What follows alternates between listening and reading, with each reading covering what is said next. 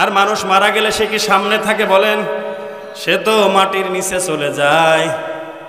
এটারও যে ক্ষমতা ওইটারও সেই ক্ষমতা, তবে মানুষের লাশ হইলেও তার একটা ক্ষমতা আছে, সেইটা হলো সে শোনে বোঝে। তার শরীরে আঘাত করলে তার স্পর্শ কাতর হয়ে তার শরীরটার মধ্যে এত ব্যথা লাগে যে বলা হয়েছে ঠান্ডা পানি দিয়ে তাদেরকে মরদেহকে গোসল করায়ও না। তারা আঘাত পায়, একটা মাছি বসলে আঘাত পায়। এইটুকু পার্থক্য ওই মূর্তি আর মানুষ মারা গেলে। এরা বোঝে দেখে কিন্তু কোনো কিছু বলতে পারে না। এই ক্ষমতা আল্লাহ পাক কেড়ে নেন। এই জন্য আল্লাহ পাকের একটা হুকুম, আল্লাহ পাক যেটা আমাদের দেহের মধ্যে দান করেছেন, রূহ নামক এই মহামূল্যবান সম্পদ। কাফেরেরা জিজ্ঞাসা করে, মাছ পচার মতো যদি মাছের মাথা পচে, সামাজিকভাবে যদি সামাজিক অধঃপতন হয়, তখনই যখন সমাজের লিডাররা, সমাজের মাথার লোকেরা যখন এই রকমভাবে দুঃসাহস দেখায়, ইসলামের বিরোধিতা করে, যখন তারা নীতি নৈতিকতা এগুলোকে জলাঞ্জলি দেয়, হালাল হারাম এগুলো কোনো বিচার বিশ্লেষণ করে না, এই সময় কি হয়ে যায়? সমাজের মধ্যে অধঃপতন ঘটে যায়। ঠিক আল্লাহর সৃষ্টি নিয়ে গবেষণা করো, আল্লাহর সৃষ্টি নিয়ে চিন্তা ভাবনা করো, কিন্তু স্বয়ং আল্লাহকে নিয়ে তোমরা চিন্তা ফিকির এ নিয়ে গবেষণা করতে যেও না। বিশ্ব নবী ঘোষণা করেছেন, বলেন ঠিক কিনা? এজন্য আল্লাহ নিয়ে কেউ যদি গভীর চিন্তা ভাবনা করতে যায় তাহলে ও উন্মাদ হয়ে যাবে, পাগল হয়ে যাবে। ওই ডিম আগে না মুরগি আগে করতে করতেও শেষ হয়ে যাবে, বলেন ঠিক কিনা? ইমান হারা হয়ে আমার ভয় দেখান, কোরআন বলে বলে ইসলাম শেখান, ইমান কি জিনিস শেখান, মানুষের চরিত্র আখলাক এগুলো আপনি শেখান। আমার কোরআন দিয়ে মানুষ কেমনে চললে মুক্তি পাবে, কোন পথে চললে তার রব খুশি হবে, কোন পথে চললে জান্নাত পাওয়া যাবে, এগুলো আপনি তাদেরকে বলে দিন। আর কোন পথে চললে, কোন জিনিস খাইলে, কোন কাজ করলে পরে আমার আল্লাহ নারাজ হন, আমার আল্লাহ রাগান্বিত হন এবং আমার আল্লাহ জাহান্নামের মধ্যে নিক্ষেপ করে দেন। আমার ভাইরা, মহান আল্লাহ পাক রব্বুল আলামিন একটি মহাগ্রন্থ কোরআনুল কারীম নাজিল করেছেন। ১৫০০ বছর হয়ে গেল, প্রায় ১৪৫০ বছর আগে বিশ্ব নবী সাল্লাল্লাহু আলাইহি ওয়াসাল্লাম এই দুনিয়াতে প্রেরণ হওয়ার আগে, বর্বরতার যুগে, জাহেলিয়াতের যুগে মানুষের ভিতরে একজনের আরেকজনের প্রতি সহানুভূতি, মায়া, মমতা এগুলো ছিল না।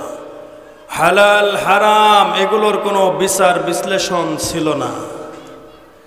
আমাদের নবী বিশ্ব নবী সাল্লাল্লাহু আলাইহি ওয়াসাল্লামকে আল্লাহ পাক প্রেরণ করেছেন এবং কিতাব দিয়েছেন, মহাগ্রন্থ, মহাবিশ্বের মহাবিশ্বয় মানব জাতির জন্য আল্লাহ পাক রব্বুল আলামিন একটা সংবিধান, একখানা ঐশী গ্রন্থ, আল্লাহর কালাম, কালামুল্লাহ শরীফ নাজিল করেছেন মানুষকে পথ দেখানোর জন্য, ঠিক কিনা বলে?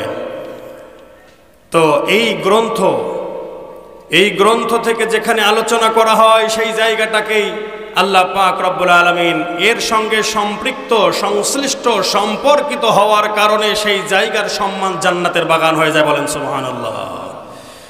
এই কোরআনটা শুনতে এত সুন্দর, এত শ্রুতিমধুর, এই কোরআনের তেলাওয়াত আমি অধমের মুখ দিয়েও যদি শোনা যায়, বলা যায়, তাহলে কিছু কিছু মানুষের হালকা হইলেও একটু ভালো লাগে, বলেন ঠিক না? আমার তো কণ্ঠ সুর এত সুন্দর না, তাহলে চিন্তা করে দেখুন, যেই নেতার উপরে, যেই নবীর উপরে, যেই রসুলের উপরে এই কিতাব আল্লাহ পাক নাজিল করেছেন, সেই নবীর জবানের সুর কত সুন্দর ছিল।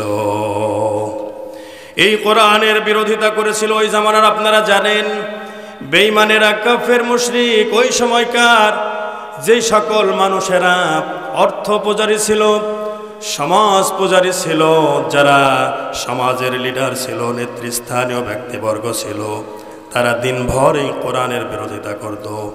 রাসূলুল্লাহ কোরআনের দাওয়াত দিতে গেলে, বিশ্বনবী কোরআনের আওয়াজ তুলে ধরলে, কোরআনের তেলাওয়াত করলে, কোরআনটা বিবরণ দিলে, ওই কাফের বেঈমানেরা নানা রকম ভাবে বাধা প্রদান করত, বলেন ঠিক কিনা? মহান আল্লাহ কোরআনে কারিমে তাই জানিয়ে দেন, ওয়াকালাল্লাযীনা কাফারু লা তাসমাউ লিহাযাল কুরআন ওয়ালগাউ ফীহি লাআল্লাকুম তাগলিবুন।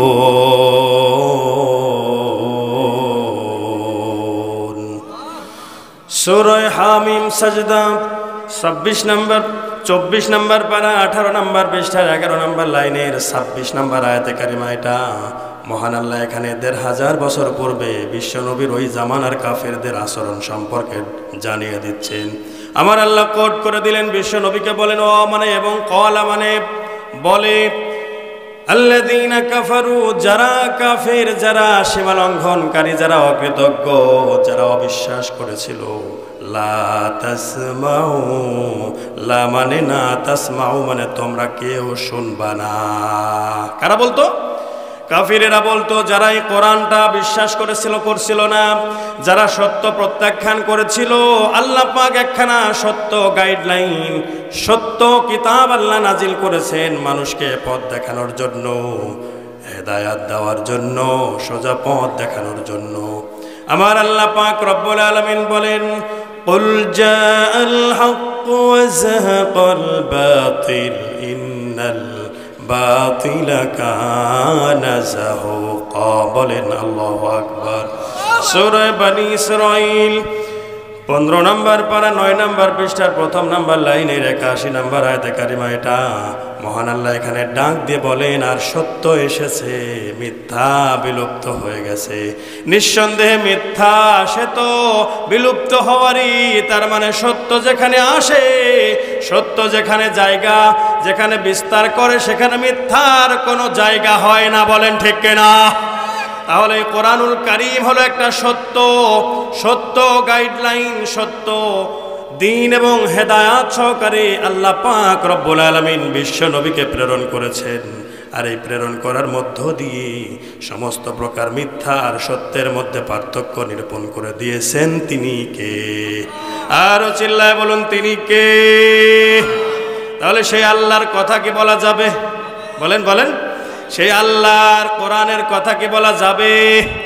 মুসলমানকে এটা শুনবে, মুসলমানদের এটা মানা লাগবে নাকি ছেড়ে দিতে হবে? কোরআন আল্লাহ পাক নাজিল করেছেন মেনে নেওয়ার জন্য, বলেন ঠিক কিনা? এই কোরআনের ভিতরে আল্লাহ পাক সব কিছুর স্পষ্ট বিবরণ তুলে ধরেছেন।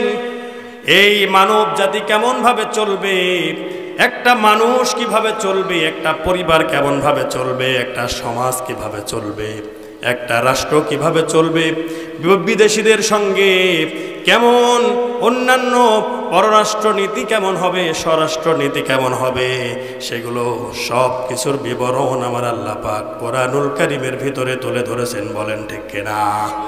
আমার ভাইয়েরা, আমাদেরকে বানিয়েছেন কে? বলেন আমাদেরকে এই জায়গায় আল্লাহর জমিনের ভিতরে ঠাঁই দিয়েছেন তিনি কে? তাহলে সেই আল্লাহ পাক রব্বুল আলামিন যিনি আমাদেরকে বানালেন, আপনাদের মিথ্যা মনে হচ্ছে? কোরআনে আছে না নাই? আমি কোটেশন দিব, সব দলিল দিতে রাজি আছি আমার ভাইরা, কিন্তু উদ্দেশ্য হতে হবে, আমাদের নিয়তটা হতে হবে মেনে নেওয়ার জন্য। শোনা লাগবে, ক্বালু সামি'না ওয়া আতা'না গুফরানাকা রাব্বানা ওয়া ইলাইকাল মাসীর।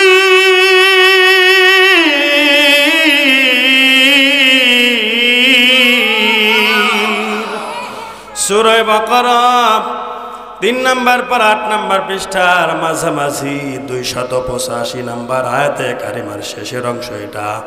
মহান আল্লাহ আয়াতের শুরুতে আল্লাহর প্রতি বিশ্বাস রসুল কেমন ভাবে এনেছিলেন, রসুলের সঙ্গে যারা ইমানদার, যারা সাহাবী ছিলেন, যারা মুসলমান ছিল, তাদের কি কি জিনিসের প্রতি, বিষয়ের প্রতি ঈমান আনা দরকার, সেগুলো সম্পর্কে আল্লাহ পাক রব্বুল আলামিন অবতীর্ণ করে দিলেন, জানিয়ে দিলেন আর বলে দিলেন, আমার যে কিতাবের মধ্যে যা কিছু আমি ফয়সালা করে দিয়েছি, যা কিছু অবতীর্ণ করে দিয়েছি, এই বিষয়গুলো যারা শুনবে তারা মেনে নেবে, এরাই হলো ইমানদার। বলেন ঠিক কিনা? তারা বলেছিল কি ক্বালু সামি'না, তারা বলে ক্বালু, এখানে বহু বচন, ক্বালু তারা বলেছিল সামি'না, তার মানে সামি'নি হলে এক বচন হতো, সামি'না হলো জমা বহু বচন, একজন না সবাই। তারা যারা ঈমান এনেছিল ওই জামানার কোরআনুল কারীম যখন অবতীর্ণ হয় বিশ্ব নবীর উপরে, যারা ঈমান এনেছিল তারা সকলের কথা আমার আল্লাহ পাক রব্বুল আলামিন বলে দিলেন যে তারা সবাই বলেছিল যে আমরা সকলেই শুনলাম। ওয়া আতানা, আতানি বললে হয়তো একজন, আতানা বললে তারা বুঝিয়েছে যে আমরা সবার কথা ছিলাম যে আমরা সকলে সম্মিলিতভাবে যারা ঈমান এনেছি সকলেই কোরআনকে, আল্লাহর নবীকে, আল্লাহকে, ইসলামকে, সমস্ত ঈমানের পথগুলোকে মেনে নিয়েছি। বলেন সুবহানাল্লাহ। তাহলে আমাদের কি অবস্থা হতে হবে বলেন তো? কষ্ট পাচ্ছেন আপনারা? রাগ করেন? তাহলে কোরআন শুনতে হবে মেনে নেওয়ার উদ্দেশ্যে। তারা বলেছে আমরা শুনেছি আর মেনে নিয়েছি। বলেন না সুবহানাল্লাহ। তাহলে সেই আল্লাহ পাক রব্বুল আলামিন এত সুন্দর একটা গ্রন্থ নাজিল করেছেন, এত সুন্দর গ্রন্থ নাজিল করেছেন যার ভিতর সব কিছুই আল্লাহ দিয়েছেন। এখন এই কোরআন এত শ্রুতি মধুর, এত সুন্দর, আমি এই আলোচনাটা করব, আমি আগাচ্ছি সামনের দিকে। আমার ভাইয়েরা, ওই যে কাফের বেঈমানেরা নানা রকমভাবে বিশ্ব নবীকে তাদের দলীয় পাওয়ার দেখিয়ে দেখিয়ে, রাষ্ট্রীয় পাওয়ার দেখিয়ে দেখিয়ে, সামাজিক পাওয়ার প্রভাব, বংশীয় পাওয়ার প্রভাব খাটিয়ে খাটিয়ে বিশ্বনবীর এই কোরআনের আওয়াজটা বন্ধ করে দিতে চায়। অথচ বিশ্বনবীর প্রতি কোরআনুল কারীম আল্লাহ পাক অবতীর্ণ করেছেন তাকের উপর রেখে দেওয়ার জন্য না, এর বিধানগুলো এর মধ্যে সব এই রকম কিতাবটা বন্ধ আছে বন্ধ থাকার জন্য না, সবগুলো খোলাসা করার জন্য এক এক করে ধরতে হবে এর মধ্যে কোনগুলো আমার আল্লাহর আদেশ, কোনগুলো নিষেধ, কোনটা হালাল, কোনটা হারাম, কোনটা পবিত্র, কোনটা অপবিত্র, সবগুলোই আমার আল্লাহ পাক রব্বুল আলামিন দিয়েছেন যেমন। আর রব্বুল আলামিন এইটাকে মেনে নেওয়ার জন্য নির্দেশ জারি করেছেন। বলেন আল্লাহু আকবার।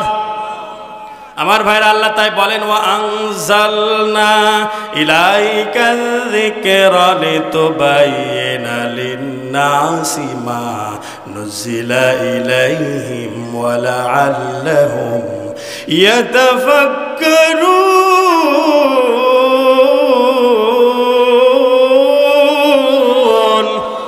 সূরা নাহাল 14 নম্বর পারা 11 নম্বর পৃষ্ঠা 2 নম্বর লাইনের 44 নম্বর আয়াতে কারিমা। এটা মহান আল্লাহ এখানে স্পষ্ট ভাষায় ডাক দিয়ে বলে দিলেন, ওয়া মানে এবং আনজালনা মানে আমরা অবতীর্ণ করেছি, ইলাইকা হে নবী তোমার প্রতি, আয-যিকির একটা স্মরণিকা, একটা উপদেশ বাণী।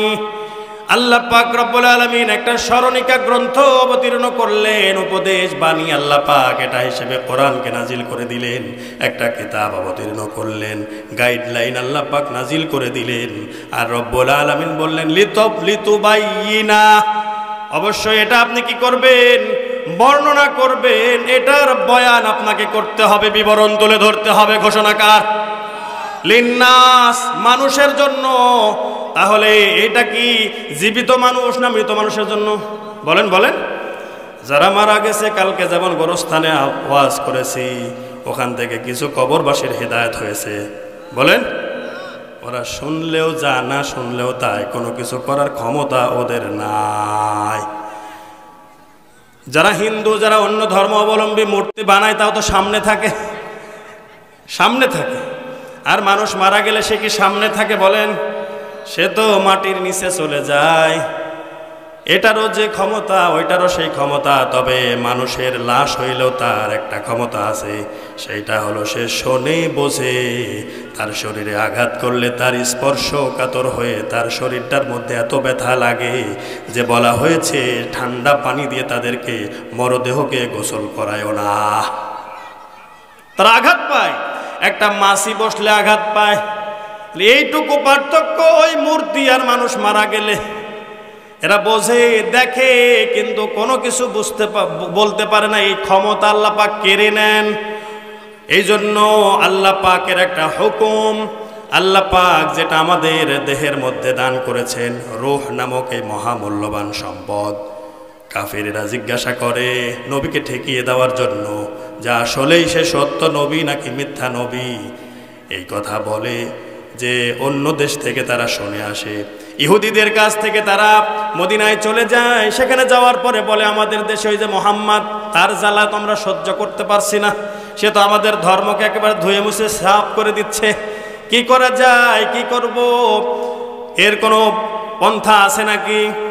তো তখন তারা বলে যে সে সত্য নবী নাকি মিথ্যা, তিনটা প্রশ্ন করবা, এই তিনটা প্রশ্নের ভিতরে সে যদি প্রশ্নের জবাবগুলো দিতে পারে তাহলে সে সত্য নবী, আর যদি জবাব দিতে না পারে তাহলে সে মিথ্যাবাদী, মিথ্যক। তারা এসে বিশ্ব নবীকে প্রশ্ন করে তিনটা। তার ভিতরে একটা প্রশ্ন ছিল যে রূহ কি। আমার আল্লাহ পাক রব্বুল আলামিন সূরা বনী ইসরাঈলের ভিতরে ডাক দিয়ে বলে দিলেন, ওয়ায়াসআলুনাকা আনির রূহ। তারা তো প্রশ্ন করে যে রূহটা কি, রূহ সম্পর্কে আমরা জানতে চাই, হে মুহাম্মদ তুমি বলো। আল্লাহ পাক রব্বুল আলামিন বলেন, কুলির রূহু মিন আমরি রাব্বি ওয়া মা উতিতুম মিনাল ইলমি ইল্লা ক্বালিলা।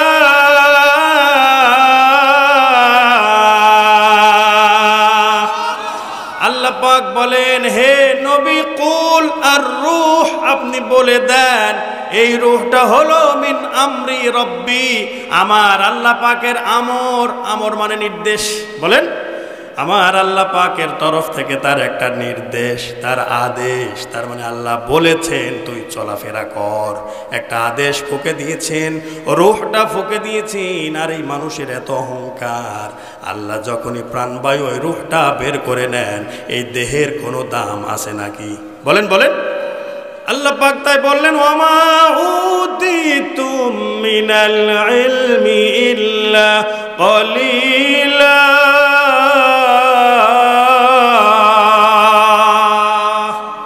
আল্লাহ পাক বললেন যে তোমরা খুব স্বল্প পরিমাণে জানো, সামান্যই জানো। কলিলা, কলিলুন মানে তো হইল অল্প, আর কলিলা মানে হইল একেবারেই একেবারেই যৎসামান্য। তার মানে মানুষ কিছুই জানে না। আল্লাহ পাক রব্বুল আলামিন যতটুকু বান্দাকে জানাইতে চান ততটুকু ছাড়া কোনো কিছু জানতে পারে না।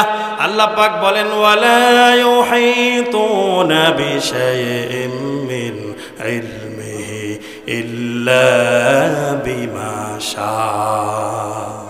সূরা বাকারা 255 নম্বর আয়াতে কারিমা 3 নম্বর পারা 1 নম্বর পৃষ্ঠায় আল্লাহ পাক দিয়েছেন।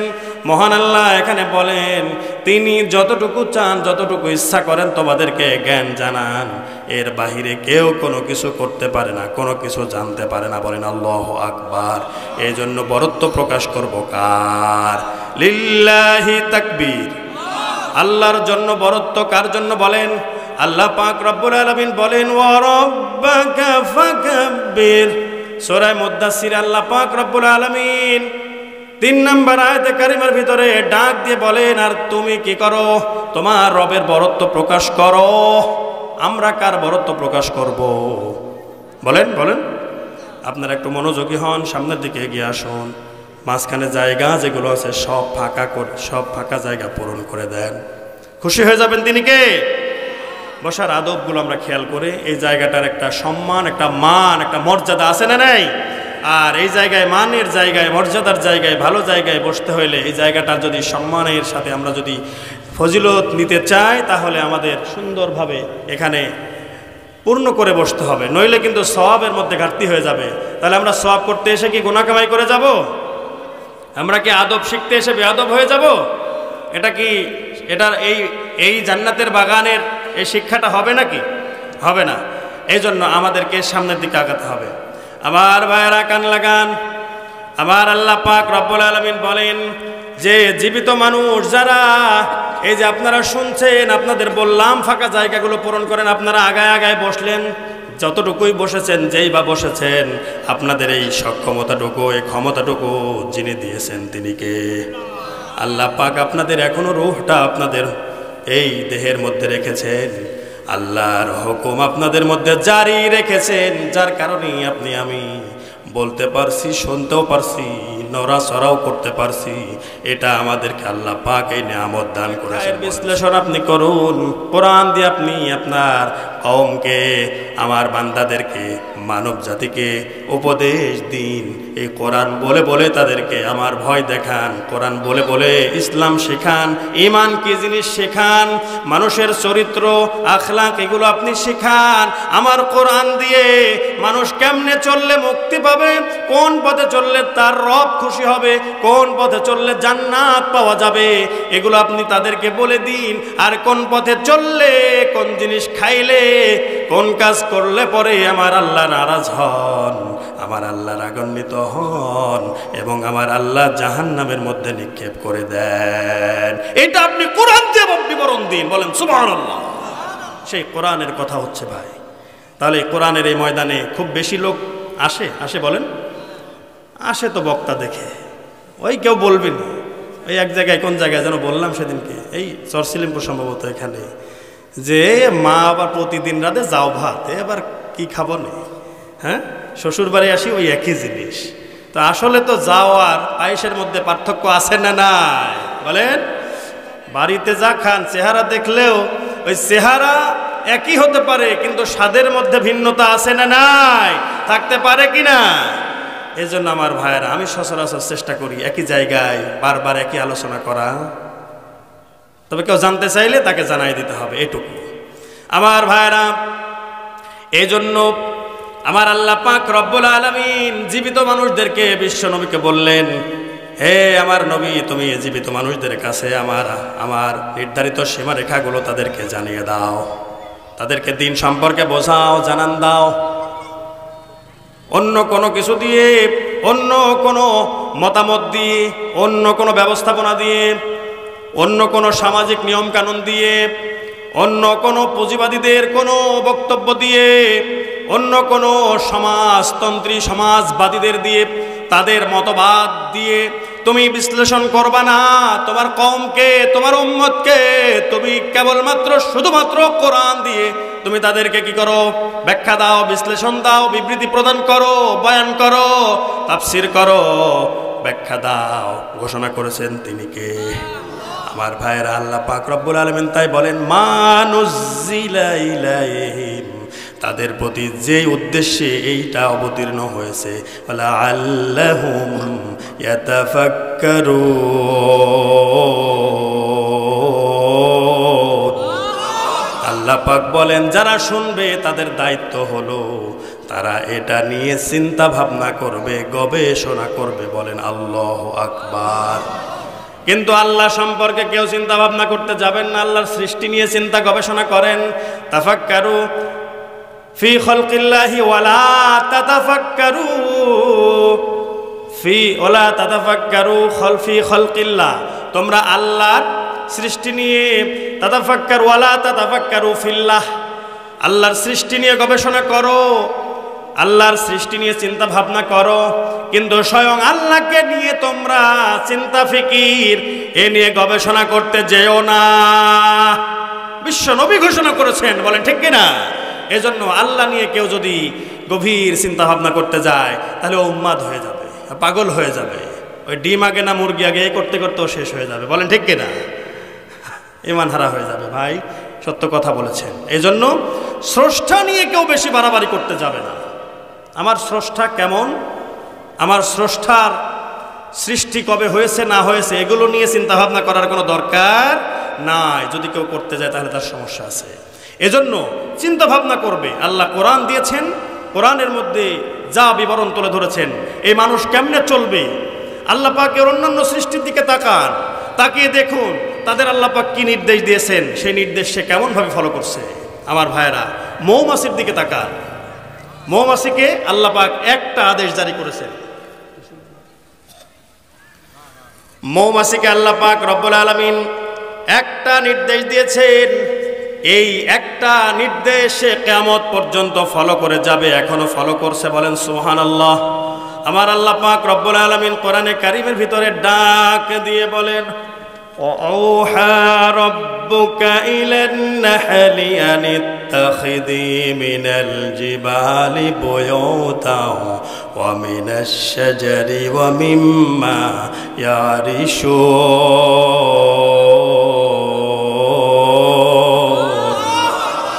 সূরা নাহাল, এই নাহাল অর্থ হলো মৌমাছি। নাহাল নামে আল্লাহ পাক সূরা নাজিল করলেন। সূরা নাহাল 14 নম্বর পারা 13 নম্বর পৃষ্ঠায় 68 নম্বর আয়াতে কারিমায়, এখান থেকে 3টা আয়াতের ভিতরে আল্লাহ পাক রব্বুল আলামিন মৌমাছি সম্পর্কে আলোচনা করেছেন।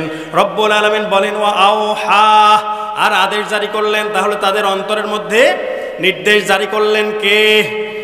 রব্বুকা, তোমার প্রতিপালক। বিশ্ব নবীর উপরে কোরআন অবতীর্ণ হয়েছে, এজন্য আল্লাহ পাক সম্বোধন করলেন তার হাবিবকে ওয়া আওহা রব্বুকা ইলান নাহলি আনিত্তাখিদি মিনাল জিবাল।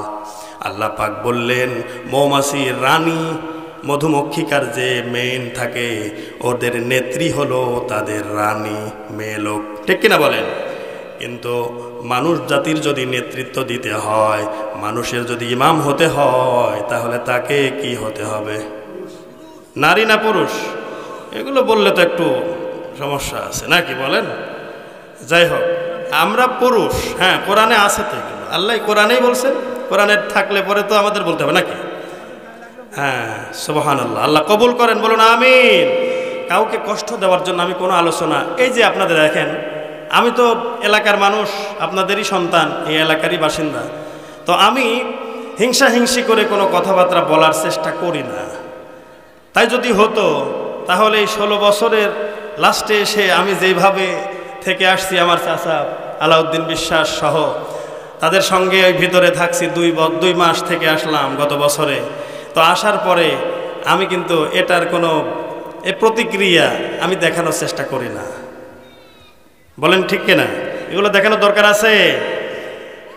বিশ্বনবীকে 3 বছর জেলখানার মধ্যে আবদ্ধ করে রেখেছিল ওই কাফের বেঈমানেরা। বিশ্বনবীকে খাবার খেতে দিত না। শিবা আবু তালিবের ভিতরে কোন কারণে বিশ্বনবীকে, তাকে যারা তাকে মেনে নিয়েছিল এবং যারা ইসলাম গ্রহণ করে নাই, তারপরও বিশ্বনবীর সাথে সম্পর্ক যারা রেখেছিল, নারী পুরুষ সহকারে, এখান থেকে একটা আমরা শিক্ষা পাই, নারীরাও যুগে যুগে কিন্তু ওই জামানার দ্বারা নেতৃস্থানীয় ব্যক্তিবর্গ ছিল, তাদের দ্বারা তাদেরকেও কিন্তু অত্যাচার করা হয়েছে, তারাও অত্যাচারিত হয়েছে। বলেন ঠিক কিনা? বিশ্ব নবীর সঙ্গে নারীরা শুধু নারী লোক না, মেয়ে লোকেরা না, তার সঙ্গে তার দুগ্ধপোষ্য সন্তানেরাও ওই শিবে আবু তালিবের মধ্যে 3টা বছর অবস্থান করেছিল। ওই সন্তানরা, মায়েরা কোনো প্রকার খাদ্য, খানা, পানীয় এগুলো কোনো কিছু পাইতো না।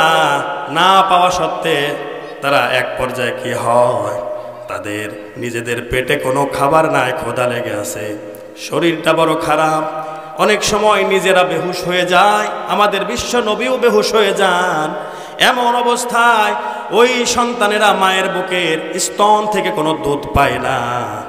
ওই সন্তানেরা এত চিল্লাপাল্লা করত, কান্নাকাটি করত, কান্নার আওয়াজগুলো বাহিরে ভেসে ভেসে আসতো।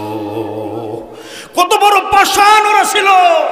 বাহিরে থেকে ওরা শুনতো, একজনের গার উপর আর একজন পড়ে যেত, আর ওরা হাসি তামাশা ঠাট্টা বিদ্রুপ করত। আর ভিতরে মায়েরা, সন্তানেরা, ভিতরে অন্যান্য পুরুষ মানুষেরা, আমাদের নবী, বিশ্ব নবী, তার আপন চাচা আবু তালেব ইসলাম গ্রহণ করে নাই, কিন্তু এই কষ্টটুকু সহ্য করেছে, ঠিক কিনা বলেন? এত বড় পাষাণ, তারা কি মরে নাই? বলেন বলেন, কথা বলতে হবে। ওরাও মরেছে। আমার বিশ্ব নবী সহ মায়েরা তার সন্তানদের নিয়ে, ভাইয়েরা, তারা কি করেছিল? ওই জায়গার মধ্যে আবদ্ধ ছিল, খাবার পেত না, দাবার পেত না। এদিকে আবু জেহেলরা ঘোষণা দিয়েছিল তাদের সঙ্গে কোনো সম্পর্ক রাখা যাবে বনি হাশিমের সঙ্গে কোনো সম্পর্ক যারা রাখবে, তাদেরকে মুহাম্মাদের সঙ্গে সম্পর্ক যারা রাখবে, তাদের সঙ্গে কেউ কেনা বেচা, বিবাহ শাদী, কথাবার্তা এগুলো বলবে, যদি দেখা যায় তাহলে তাদেরকেও ওই রকমভাবে বয়কট করা হবে, সামাজিকভাবে বয়কট করে রাখা হবে, তার সঙ্গেও কোনো আদান প্রদান চলবে না। তাদের জন্য আরও কঠিন শাস্তির ব্যবস্থা করে দিয়েছে ওই জামানার লোকেরা। এই জন্য আমার ভাইরা কেউ সম্পর্ক রাখে না। কিন্তু কাফের বেঈমানেরা শোনে ওই সন্তানদের আওয়াজ, কান্নার আওয়াজ শোনে, তাদের বুকটা ফেটে যায়। কিন্তু এই কাফের বেঈমানেরা, এই পাষাণরা, পাষণ্ডরা, তাদের অন্তরের ভিতরে একদিনের জন্য এক বিন্দু পরিমাণ কখনো তাদের জন্য কষ্ট হয়নি। এই কাফের বেঈমানেরা এত কষ্ট দিয়েছে, বিশ্বনবীর একজন সাহাবী বলেছিল, সাদ ইবনে আবি ওয়াক্কাস রাদিয়াল্লাহু তাআলা আনহু, দুইটা বর্ণনা আমি দেখেছি, দুইটা কথা বলেছেন তিনি। জীবনী পড়তে গিয়ে শিবে আবু তালেবের এই ঘটনাটা আমি পড়তে গিয়ে দেখলাম। সিরাতুল মুস্তাফা আল্লামা ইদ্রিস কান্ধলবী রহমাতুল্লাহ আলাইহি লিখেছেন, এর মধ্যে আমি দেখলাম যে সাদ ইবনে আবি ওয়াক্কাস রাদিয়াল্লাহু তাআলা আনহু বলেন যে আমি একদিন রাত্রিবেলায় আমার জরুরত সারার জন্য আমি মাটির উপরে বসে, হাতটা আমার মাটির সঙ্গে লাগলো, আর দেখলাম একটা পিচ্ছিল জাতীয় কি যেন মানে হাতের সঙ্গে বাঁধলো, অমনি ধরলাম আর গল মুখের মধ্যে দিয়ে আমি গিলে খেয়ে ফেললাম। আজও জানি না ওই জিনিসটা কি ছিল, আজও জানে না কি ছিল, ক্ষুধার তাড়না এটা করেছিল। তাহলে কষ্ট হয়েছিল নাকি আরাম পাইছিল বলেন তো?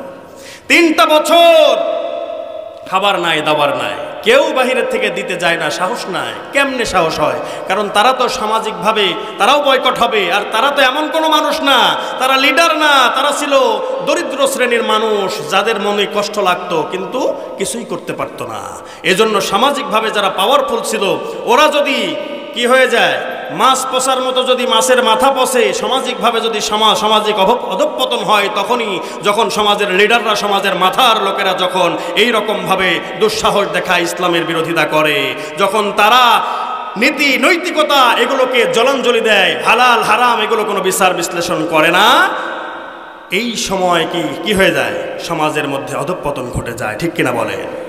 এই জন্য আমার ভাইয়েরা, বিশ্বনবী সাল্লাল্লাহু আলাইহি ওয়াসাল্লামের ওই সাহাবী সাদ ইবনে আবি ওয়াক্কাস রাদিয়াল্লাহু তাআলা আনহু আরেকবার বলছেন, আমি আরেকদিন দেখলাম আমার পায়ের নিচে সামনে পড়ে আছে একটা চামড়া, একটা উটের চামড়া বা কোনো কিছু হরিণের চামড়া হবে, এই চামড়াটা পড়ে আছে, ওইটা আমি নিয়ে গেলাম, নিয়ে ভালো করে শুকিয়ে তারপরে ওইটাকে কাটলাম, কেটে পানির মধ্যে ভিজায় রেখে কয়েকদিন পর্যন্ত আমি এটা খাদ্য হিসেবে গ্রহণ করলাম। আল্লাহু আকবার বলেন।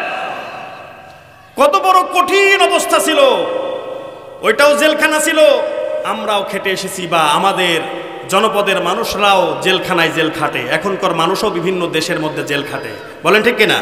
ওই জেল খাটা, রসুলের জেল, রসুলের শিবে আবু তালিব আর আমাদের জেল এক হলো, যদিও আবদ্ধ, তারপরেও কিন্তু এর মধ্যে কিছু খাবার দাবার সব কিছু না, আপনার প্রয়োজন মতো আপনি খাবার খেতে পারবেন, টাকা একটু বেশি খরচ করলে ভালো খাবারগুলো পেয়ে যাবেন। কিন্তু রসুলের সেই ওই সময়ের মতো, রসুলের আপন চাচা আবু লাহাব ইসলাম গ্রহণ করে নাই, শুধু এ পর্যন্ত যদি ক্ষান্ত হতো তাহলে বিশ্বনবীর জন্য আর একটু সহজ হতো। আবু তালেবের মতো যদি অবস্থা হতো, সবাই চলে গেল শিবে আবু তালেবের মধ্যে, আর আবু লাহাব সে কি করলো, সে আবু জেহেলদের দলে চলে আসলো, অমুক গলা মারলো, নিজের দলের লোকের সাথে থেকে, নিজের বংশের লোকের সাথে থেকে, নিজের ভাই ভাতিজা তাদের দল থেকে মুখ গলা মেরে ফেললো, নিজের গলা থেকে রশিটা বের করে নিয়ে আবু জেহেলের দলে এসে গেল, পাড়ি জমালো কিসের জন্য? ওই যে সামাজিক পাওয়ার ছিল, নেতৃত্ব দিতেছিল আবু জেহেল, এ ছিল ওই সমাজের প্রাইম মিনিস্টার, প্রধানমন্ত্রী ছিল আবু জেহেল। কষ্ট হচ্ছে আপনাদের? ছেড়ে দেই। আমার ভাইরা, বিশ্বনবী সাল্লাল্লাহু আলাইহি ওয়াসাল্লামের এই আপন চাচা কি করেছিল? তার ভূমিকা ছিল এমন, বাজারে যখন বিদেশ থেকে, অন্য দেশ থেকে ব্যবসায়িক কাফেলা আসতো অথবা মাল আমদানি হতো, ওই সময় আবু লাহাব ঘোষণা করে দিত যে, হে ব্যবসায়ীরা, তোমরা ওই যে মুহাম্মদ মুহাম্মদ এবং তার অনুসারী যারা, তার সঙ্গে যারা আছে, ওদের কাছে কোনো মাল বিক্রয় করতে পারবে না। যদি করো, কঠিন পানিশমেন্ট আছে, এটা রাষ্ট্রীয়ভাবে তার ব্যবস্থা গ্রহণ করা হবে। আর তাদের সঙ্গে কি করা হবে? তাদের সঙ্গে ওই যে সম্পর্ক রাখা হবে না, এ মর্মে একটা চুক্তিনামা স্বাক্ষর করা হলো, লিখিত হলো, তারপরে স্বাক্ষরিত হলো, কাবা ঘরের ভিতরে ঝুলিয়ে রাখা হলো। এই পত্রখানা লিখেছিল, চুক্তিনামা লিখেছিল মনসুর ইবনে ইকরামা। এই ব্যক্তির হাতটা আল্লাহ পাক ওই সময় কি করে দেন? অবশ করে দেন। আল্লাহর ক্ষমতা আছে না নাই? আল্লাহর সঙ্গে যারা পাঙ্গা নেবে, আল্লাহর রসুলের সঙ্গে, আল্লাহর দ্বীনের সঙ্গে, ইসলামের সঙ্গে, ইমানদার মুত্তাকি মুমিনদের সঙ্গে, তাদেরকে যুগে যুগে আল্লাহ পাক যেমন শায়েস্তা করেছেন, এই জামানায় করেছেন, আগামীতেও যারা ইসলামের বিরোধিতা করবে, ইমানদারদেরকে নিয়ে এরকম ভাবে সিনেমিনি খেলবে, আমার আল্লাহ পাক সহ্য করবেন না, তাদেরকে ওইভাবে একেবারে নিঃশেষ করে দিবেন, দুনিয়া থেকে বিদায় করে দিবেন। ঠিক কিনা বলে?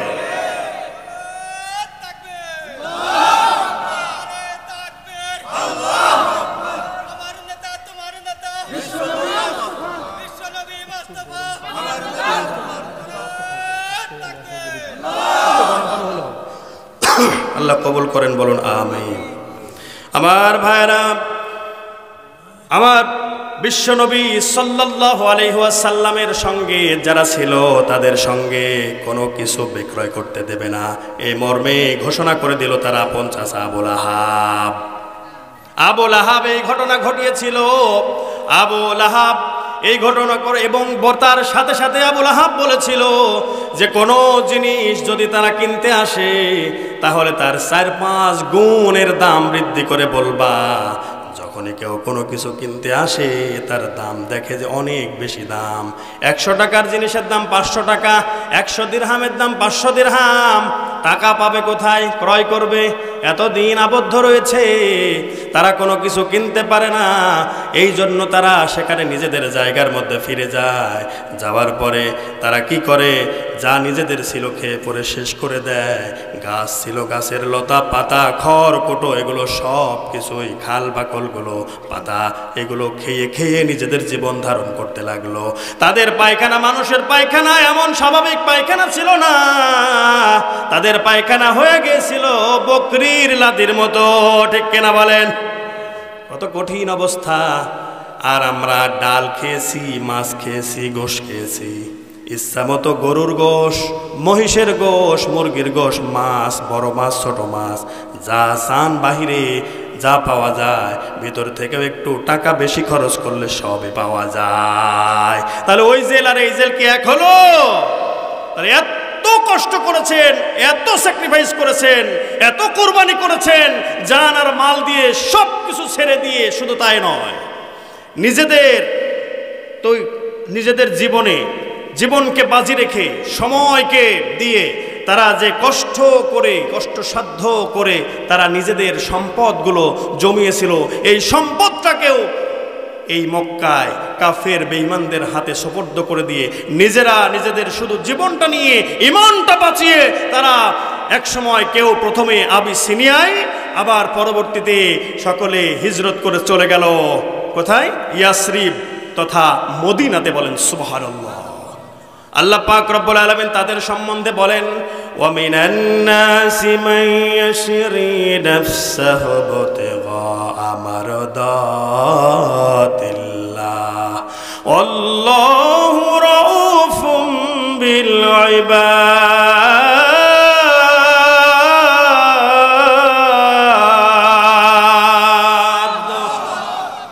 সূরা বাকারা 2 নম্বর পারা 11 নম্বর পৃষ্ঠায় 207 নম্বর আয়াতে কারিমা। এটা মহান আল্লাহ এখানে ডাক দিয়ে বলেন, ওয়া মানে এবং মিন মানে মধ্যে, আন্নাস মানুষের মধ্যে এমনও কেউ আছে, মা ইয়াশতারি, মান মানে যে, ইয়াশতারি সে ক্রয় করে নিয়েছে, লাহওয়াল মা ইয়াশরি ক্রয় করেছে, নাফসাহু ইবতিগা মারদাতিল্লাহ মারদাত মানে রাজি আর খুশি, আল্লাহ আল্লাহর সন্তুষ্টি অর্জন করেছে। নাফসাহু তিগা, নিজের নাফসকে নিজের জীবনকে এগুলো জলাঞ্জলি দিয়ে কোরবানি দিয়ে এর বিনিময়ে তারা আল্লাহর সন্তুষ্টিটাকে অর্জন করে নিয়েছে। বলেন সুবহানাল্লাহ। আল্লাহ পাক তাই বলছেন আল্লাহু রাউফুম বিল ইবাদ। আল্লাহ বলেন, আর আল্লাহ পাক রব্বুল আলামিন হলেন রাউফুন, মানে হইল স্নেহময়ী, দয়াদ্র, মেহেরবান, বিল ইবাদ, তার বান্দাদের প্রতি, তার গোলামদের প্রতি। বলেন সুবহানাল্লাহ। তাহলে আমরা গোলাম হব কার? আর দয়াশীল হবেন তিনি কে? স্নেহময়ী হবেন তিনি কে? তিনি আছেন না নাই? তার কি কোনো শেষ আছে? আমার ভাইরা, আল্লাহ পাক রব্বুল আলামিন এমনিভাবে যুগে যুগে এই প্রমাণগুলো কোরআনে এবং ইতিহাসের মধ্যে রেখে দিয়েছেন। মানুষের এটা শুনবে, এটা জানবে, আর নিজেরা তদনুযায়ী জীবন যাপন করবে। বলেন ঠিক কিনা? তাই বলতেছিলাম, আল্লাহ পাক রব্বুল আলামিন তার হাবিবকে বললেন, নবী হে, কোরআন দিয়ে বিবৃতি প্রদান করুন, বিশ্লেষণ করুন। আর জামানার মানুষগুলো, তারা নারী পুরুষ সকলে মিলে সম্মিলিতভাবে তারা নিজেদের জীবনটা উপভোগ করুক।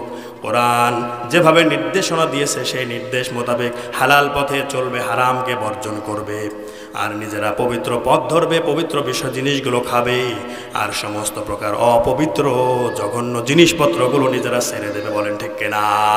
আমার আল্লাহ পাক রব্বুল আলামিন তাই বলেন, কুল তাআলাউ আতলু মা হাররামা রাব্বুকুম আলাইকুম আল্লা তুশরিকু বিহি শাইআ ওয়া বিল ওয়ালিদাইনি ইহসানা ওয়া লা তাকতুলু আওলাদাকুম মিন ইমলাক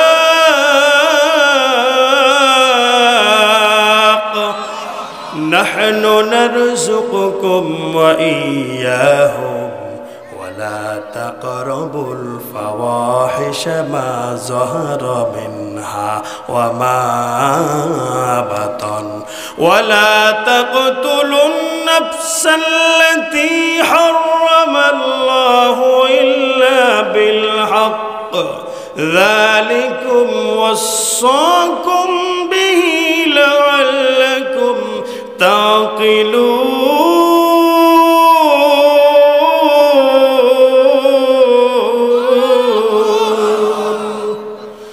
সূরা আনআম ৮ নম্বর পারা ৭ নম্বর পৃষ্ঠার ১১ নম্বর লাইনের ১৫১ নম্বর আয়াতে কারিমা। এটা মহান আল্লাহ এখানে স্পষ্ট ভাষায় জানিয়ে দিলেন। কুল, নবীকে আদেশ করলেন, হে নবী আপনি বলেন, তাআলাও তোমরা আসো, মা হাররামাল্লাহু আল্লাহ পাক রব্বুল আলামিন যেগুলো নিষেধ করেছেন, তোমাদের উপরে হারাম করেছেন।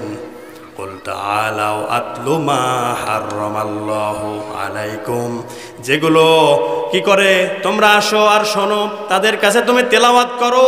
আতলু মা হাররামা আলাইকুম, যেগুলো তোমাদের প্রতি হারাম করেছেন। আলাইকুম আল্লা তুশরিকু বিহি শাইআ, আল্লাহ পাক রব্বুল আলামিন তোমাদের প্রতি যেগুলো হারাম করেছেন সেগুলো তুমি বিবৃতি দাও, সেগুলো তেলাওয়াত করো, পাঠ করে শুনিয়ে দাও।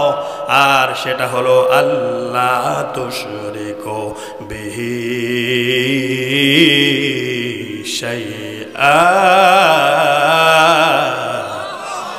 এক নম্বর হচ্ছে তোমরা আল্লাহর সঙ্গে কাউকে শরীক করতে পারবা না, ঘোষণাকার। ওয়াবিল ওয়ালিদাইনি ইহসানা, আর ২ নম্বর হচ্ছে তোমরা তোমাদের পিতামাতার সঙ্গে সৎ ব্যবহার করো। এখানে পিতা একজন নাকি মাতা সহ? বলেন বলেন। তাহলে নারী পুরুষ উভয় আছে না নাই? আলোচনা হবে উভয়কে নিয়ে, ঠিক কিনা বলেন?